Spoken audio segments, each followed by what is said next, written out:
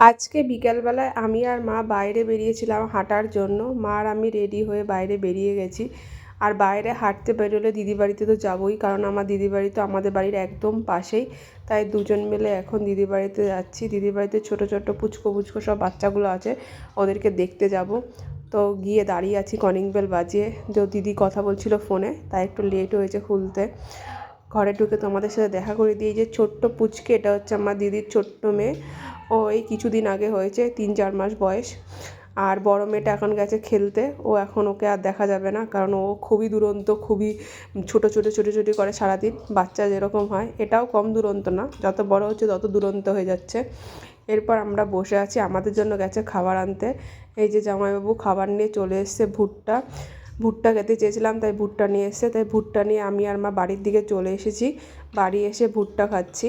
আমি আর মা দুজন মিলে এখন খাবো। চলো টাটা।